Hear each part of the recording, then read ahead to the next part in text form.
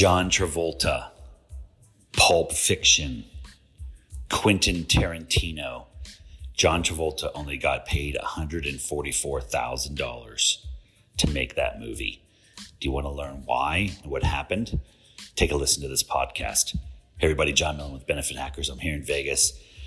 Blown away yesterday when John Travolta was invited to the stage from Grant Cardone, sort of unannounced. He was not on the ticket, so to speak. I'm going to share what I learned. This is fascinating. You need to hear this, whether you're in sales, marketing, or business owner, because it's amazing. And who hasn't seen a movie from John Travolta? I will tell you first off, if you're not familiar, he's made $10 billion. The movies he's been in has made $10 billion. So he's obviously very wealthy and successful, but he's parlayed his acting and his skills into business as well. And that's what he talked about. One thing I'll tell you right up front, he was so humble. It was almost hard to believe. Like he could have been nice and friendly, professional, like a lot of people.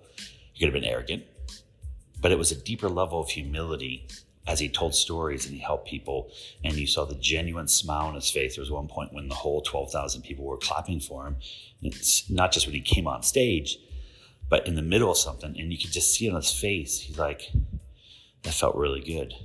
So I'm gonna go through this quick, but man, just hang tight. You gotta listen to this over and over.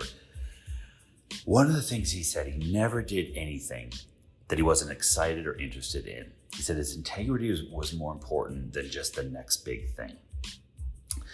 And that's something that a lot of people, and me included, struggle with, that sometimes there's all these things you can do, but if you're not really truly excited and interested in it, he said he wouldn't do it. So he passed up a lot of stuff.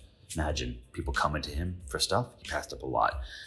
And, but he said, I love people. I like to be myself. I like to be something that I'm interested in, and I'm patient.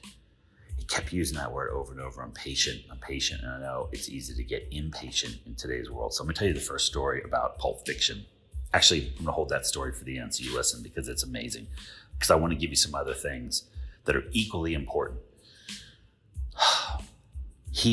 Right after he did the movie Swordfish, I don't know if you remember that, he called the chairman of the board of Qantas, and at this point he has a 707 airplane, and this is years ago, right? And so he explained that why he grew up as a kid loving planes and flying. So this is a passion for him. It's not about having an ego, but he has 707, and he needed to get it painted, and he had heard about Qantas Airlines, and so he called the chairman of the board, and Grant kind of laughed and was like, I bet he called you back, right?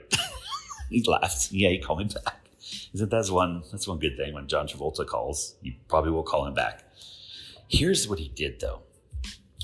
He said, hey, I'd like you to paint and put your logos on my 707 plane. I can't remember the reason. There was something going on in Australia. There's a reason for it, or he just liked the airline. Like he knew a lot about airlines, and Qantas is an airline in Australia. Okay. If you remember the movie Rain Man, Qantas never crashed. That one, right? Okay. I don't know if that's still true. He called him up and said, hey, I really like my plane needs some new paint, and I'd like to put your logos on it. And, I'd like to pay you $50,000 to do that. And the chairman of the board said, no, how about this? Let me work up a proposal, and I'll be back in touch in 30 days. And said, okay. So the guy called him back and said, no, this is what we're going to do. We're going to give you a 747 or 737, much bigger plane, logoed out, ready to go, at no cost.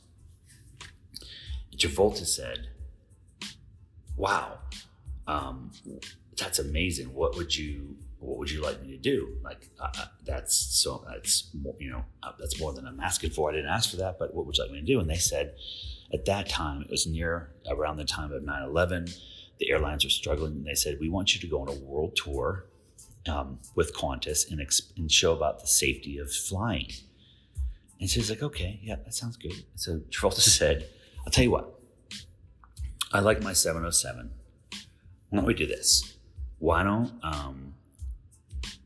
you paint the plane, logo it, and part of the plane, the problem with the plane is it's $3 to $5 million a year for upkeep. What if you just paid for that? And they said yes. So the point is, then he went on a world tour and totally helped elevate, I guess at that point, the belief and that's it's safe to fly. His point was, do more for them. He said, I could have called them and said, I want a plane, right? Do more for them, and then they will probably do more for you. And he said it came back tenfold. All these other things happened because he was willing to call them and say, I will pay you to put your logo on my plane. And we were like, oh my, that's insane, right? Who would do that? You'd be like, I'm going to put your logo. You're going to pay me to put your logo. That's not what he did. And he ended up getting far more. So then he stroked a deal with Boeing and Bombardier and some other things. So the point is, do more for other people first. The second lesson he taught is take less and don't haggle. He was working on a deal with Boeing Airlines. And he said it came down to, like, they were squabbling over something, a couple $100,000 of some package or some negotiation. And he stepped in, and the lawyers from the other negotiating team, I don't know if it was from Boeing, but it wasn't his team, were impeding the deal. They were blocking it. They didn't want it to happen. And he got on a phone and said, all you guys are here. You're not trying to make this a deal. I'd like you to please remove yourself from the call. Please get off the phone. And so they all got off the phone.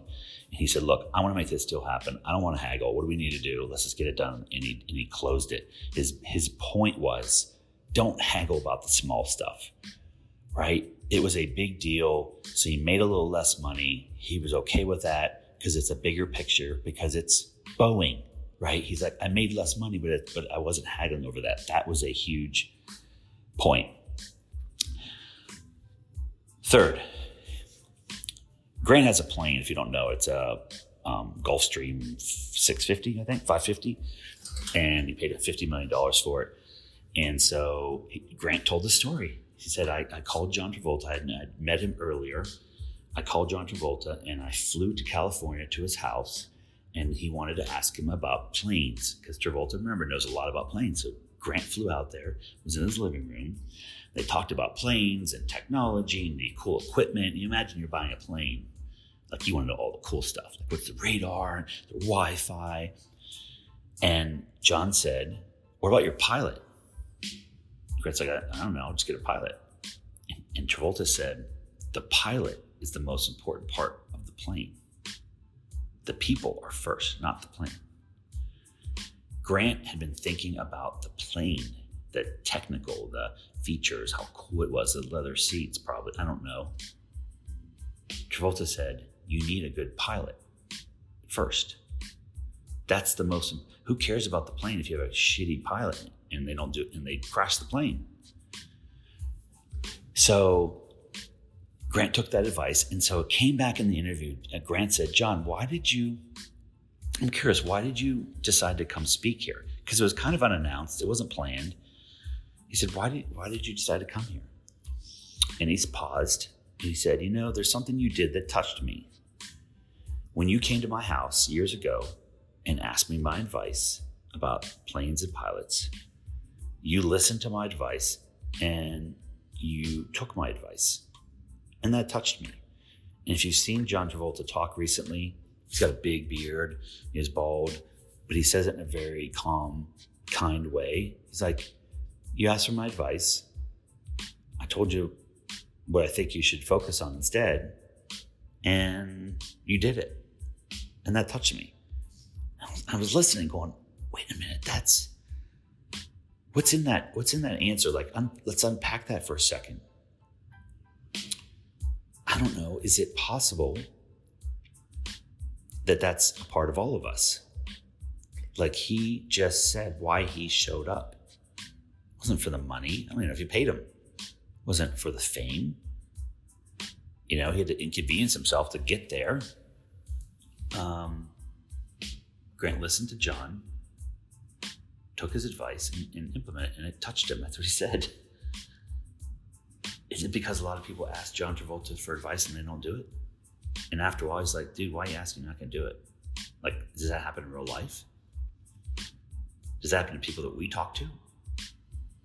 They ask our opinion, you give it, they don't do it. They ask again, they don't do it, you ask again. At some point, aren't you like, I'm not going to give it anymore? I don't care, right? It's human nature.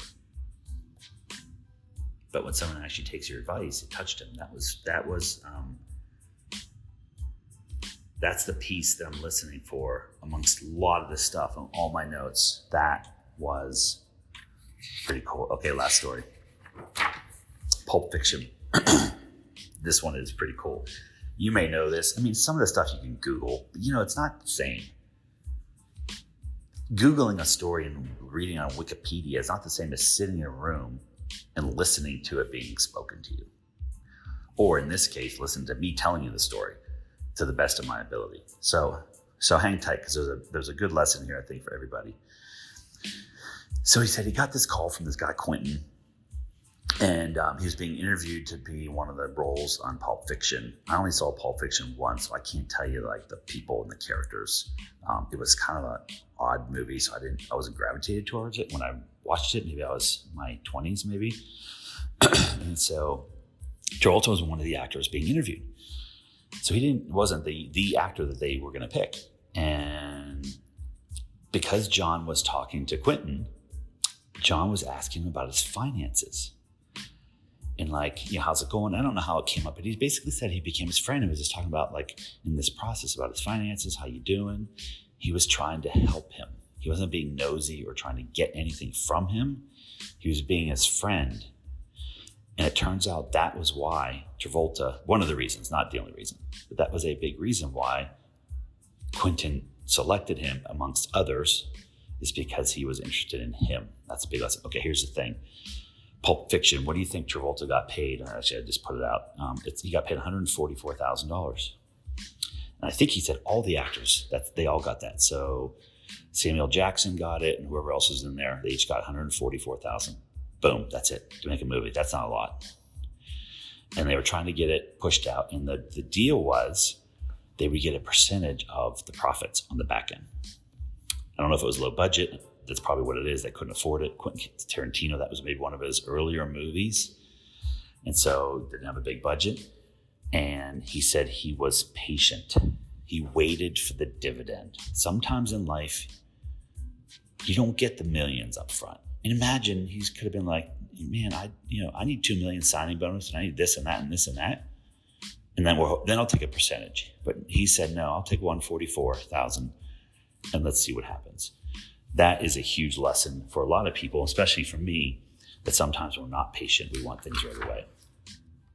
I hope this is helpful.